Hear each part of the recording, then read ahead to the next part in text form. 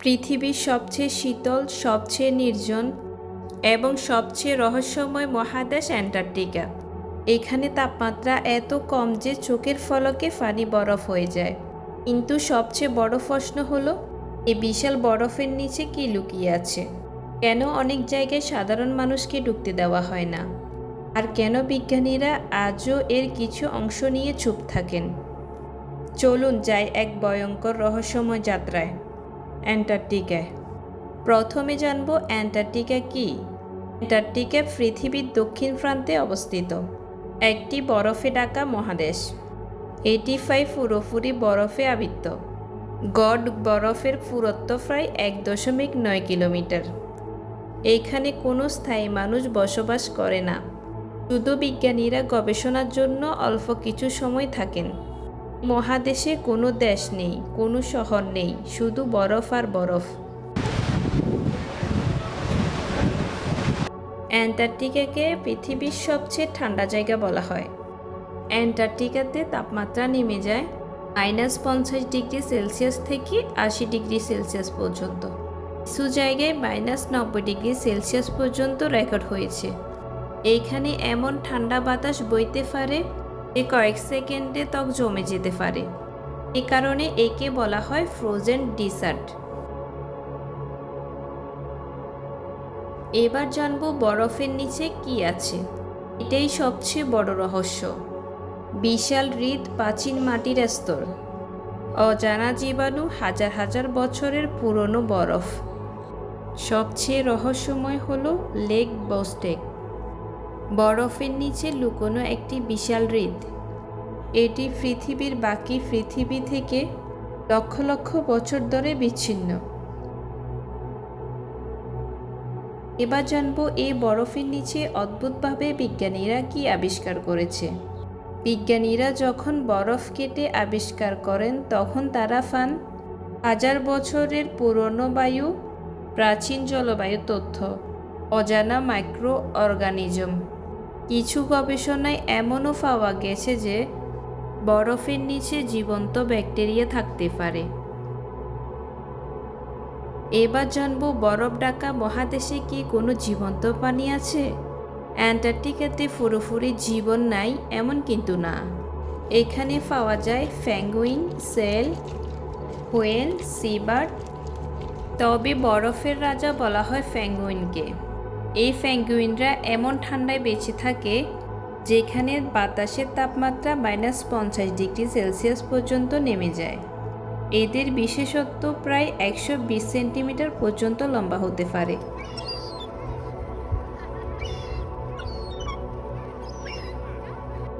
2 থেকে 3 মাস পর্যন্ত কিছু না খেয়ে ডিম পাড়া দিতে পারে। যখন চারপাশে বরফ আর তীব্র বাতাস, তখন হাজার হাজার পেঙ্গুইন একসাথে দাঁড়িয়ে থাকে, যেন জীবন্ত এক দেওয়াল। এবার জানবো এত জীবন্ত প্রাণী এবং বৈজ্ঞানিকদের গবেষণার মাঝেও কেন সাধারণ মানুষ এখানে ঢুকতে পারে না। জানবো রহস্যময় নিষিদ্ধ অঞ্চল সম্পর্কে। এখানে এমন কিছু নিষিদ্ধ জায়গা আছে যেখানে সাধারণ পর্যটকদের ঢোকা বা নিষিদ্ধ। ভঙ্গুর পরিবেশ, বৈজ্ঞানিকদের গবেষণার এলাকা, বিপজ্জনক আবহাওয়া। কিন্তু ইন্টারনেটে অনেক ষড়যন্ত্রের তথ্য আছে যে বরফের নিচে অজানা কাঠামো আছে, যদিও এর বৈজ্ঞানিক কোনো প্রমাণ নেই। সবচেয়ে ভয়ঙ্কর বাস্তবতা, অ্যান্টার্কটিকা নিজে এত ভয়ঙ্কর যে সেখানে বসবাস করা বা টিকে থাকা একেবারেই অসম্ভব।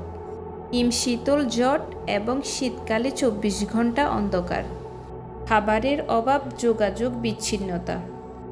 এইখানে ভুল করলে বেঁচে ফেরা কঠিন। এবার জানবো এই রহস্যময় জায়গায় এবং ভয়ঙ্কর অঞ্চলের মধ্যে কেন মানুষ এত যায়। তবুও মানুষ যায় কারণ climate research, ice study, space research, ocean study, NASA এবং বিভিন্ন দেশের বিজ্ঞানীরা এখানে গবেষণা করে।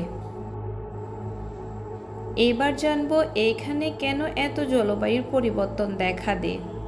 অ্যান্টার্কটিকা পৃথিবীর জলবায়ু নিয়ন্ত্রণে অনেক বড় ভূমিকা রাখে। অ্যান্টার্কটিকার বরফ গললে সমুদ্রের নিচে পানি বাড়ে, অনেক শহর ডুবে যেতে পারে, আবহাওয়া পরিবর্তন হবে। এবার জানবো অ্যান্টার্কটিকা নিয়ে এত গুজব কেন, বাস্তব বনাম গুজব। অনেক গল্প আছে অ্যান্টার্কটিকা নিয়ে। গোপন শহর, হারানো সভ্যতা, ইউএফও বেস। কিন্তু বাস্তবতা হলো এটি পৃথিবীর সবচেয়ে কঠিন, শীতল এবং কম বসতিপূর্ণ মহাদেশ। এখানে অনেকে বলে ইউএফও রয়েছে। জানবো আমরা ইউএফও কি। ইউএফও হলো ভিন্ন গ্রহের জাতি বা পৃথিবী থেকে বিচ্ছিন্ন কিছু জাতি। অনেকে দাবি করে বরফের নিচে পুরনো সভ্যতা আছে, অদ্ভুত দাতব কাঠামো পাওয়া গেছে, ইউএফও বেঁচে আছে। কিন্তু বিজ্ঞানীরা বলে এগুলোর কোনো শক্তি বা প্রমাণ নেই। অ্যান্টার্কটিকা শুধু বরফের একটি মহাদেশ নয়, এটি পৃথিবীর সবচেয়ে রহস্যের একটি অংশ, যার অনেক কিছু আমরা জানি, আর হয়তো অনেক কিছু এখনো বরফের নিচে লুকোনো। Thank you for watching.